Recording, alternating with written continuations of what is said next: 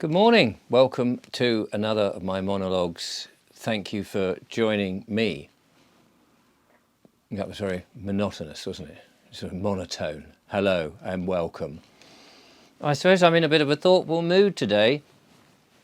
I had a lovely email from somebody this morning, and it was very humbling, is the word, really. And he stumbled across my videos fairly recently, and he said how helpful they had been, and he'd been looking at many of them, was trying out various things. He didn't understand them to begin with, and slowly did his own due diligence and started to see whether they had any validity, and believed, I think, that they had some, and it inspired him. The one that got his attention, I believe, is one in which I said things will be all right, and they will be all right.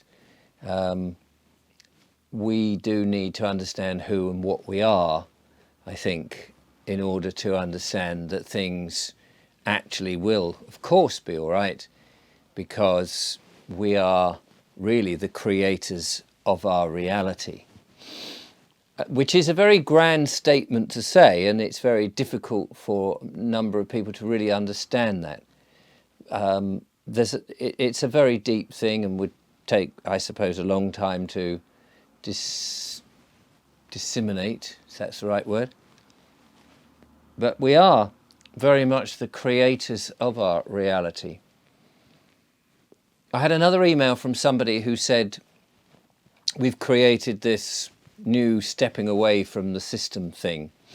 And there's a lot of people doing that, of course. And it's very honourable, noble and adventurous to be doing this sort of thing, to get away from a system that has held us since birth. And not only us, but our mums and dads, and brainwashed us to believing that things are in this very narrow passage and that actually, you know, there is nothing else. This is the way things are. Authority is as they've told us it is, with their acts and statutes and what have you. So it's very good to see that. And this particular individual wrote, he says, yeah, this group, for the want of a better word, they're stepping out of it. They've got their own ID cards. We're not going to use their ID cards. We've got our own.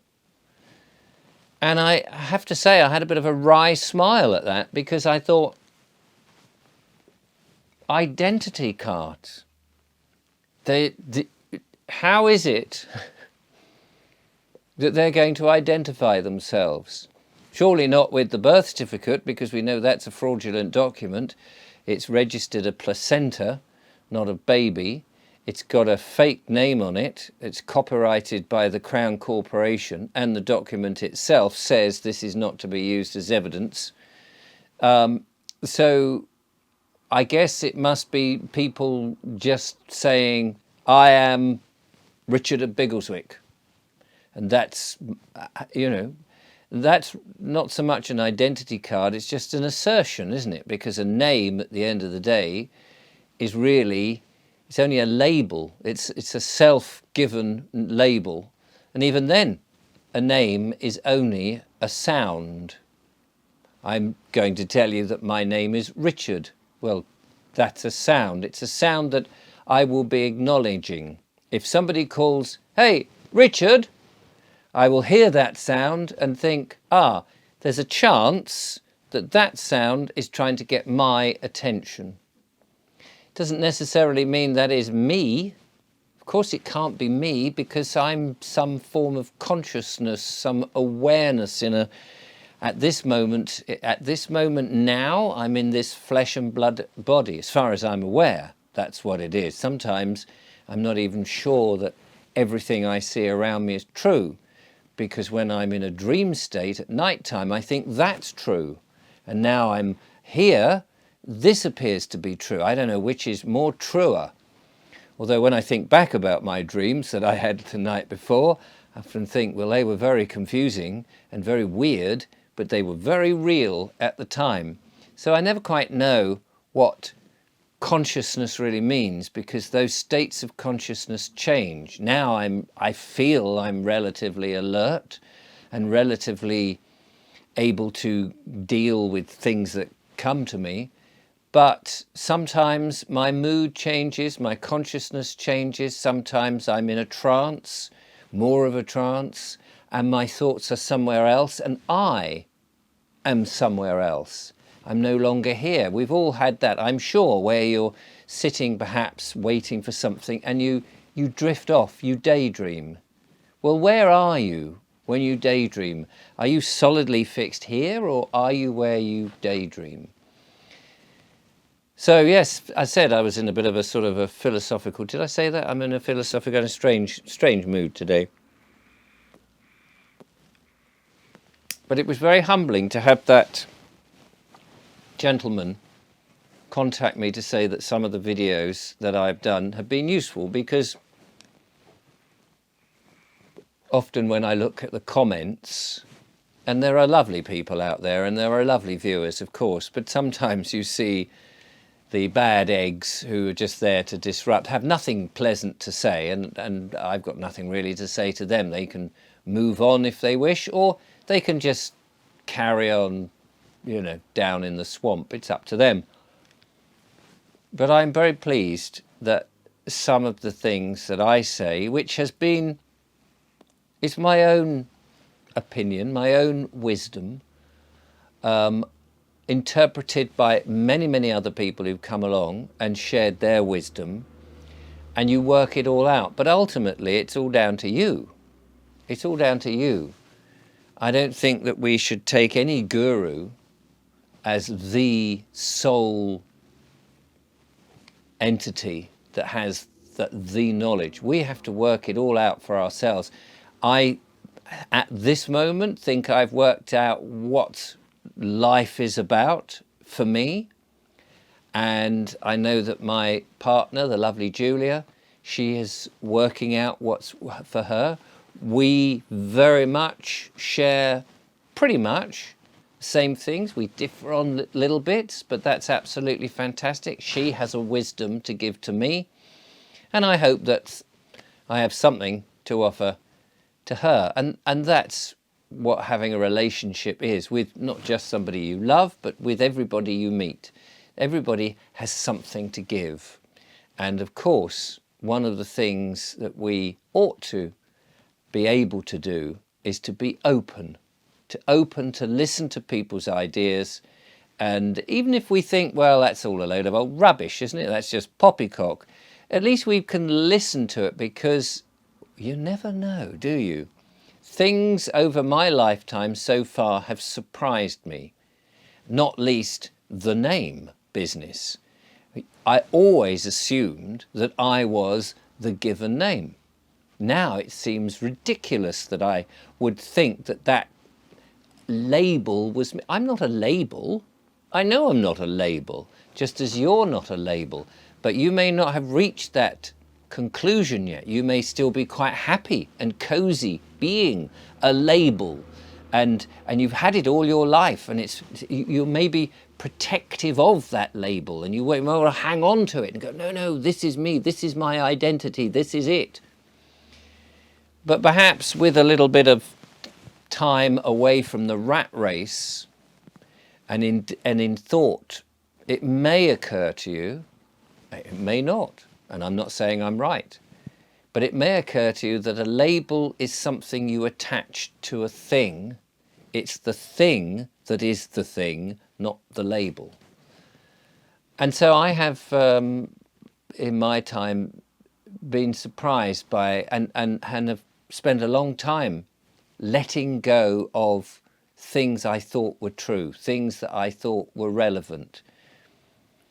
One of those things, another thing, just for the sake of argument, is a lot of people believe, he pauses for dramatic effect at this point, they believe that they live at the address that is on the envelopes that come, perhaps, say, from the state, with a postcode and a district. And perhaps they don't realise that those addresses are really just pinpoints on a map, which is able, with a map, you can find places in real life. But I've realised I don't live at a series of letters called a postcode. I don't live there. I live here. Now here can move around quite a bit because I travel. And so where do I really live? Well, as I said, I feel I'm only just a piece of consciousness. So I am living in this body. That's where I live. And this body has a place of regular habitation, let's say. It prefers to lie down in the bed that I'm familiar with in a place of bricks and mortar. So you could say, well, okay, this body then lives in this place. But it's a real place. It's not a postcode. It's not something on an envelope. It's a real place. And again, the address is just another label. And many people get fixed on, well, this is exactly where I live. But that's just the plots on a map. Reality is a funny old thing, isn't it? We get confused about what's real and what is the label. And it's the label business is how we often get controlled by authority and others who assume authority. And where do they get their authority from? Anyway, I'm pleased that some people somewhere out there have found that some of the videos have been thought-provoking, if nothing else, even if they disagree, even if they think it's bonkers. And I applaud those people who've been in touch and said, well, thank you, it's helped. And I appreciate that. It's humbling, it really is. To those that find that this absolute rubbish, I just say to you, well, thank you for at least listening and watching, even if you disagree. The world is one of those large conversations, and it's much more interesting if we all slightly disagree or add something else. If we all just went along with the same notion, wouldn't that be so boring? There are many people who disagree with me puffing my pipe, for example. But thank you for at least allowing me to indulge myself with a little bit of nicotine that I believe is good for me. You may not. Until next time, I'd just like to point out before I go, and I meant to say this at the beginning,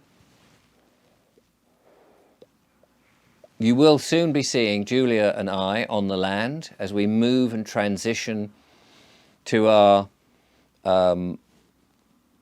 attempt to grow food, attempt to be one with nature, and attempt to understand our roles even more, to move away from the towns in which there seems to be pollution, let's say, that has been not from us polluting it, but by those that wish to govern us, to pollute us and control us. And that pollution could be all sorts of things, from radiation to bad water to authority of mind or brainwashing pollution.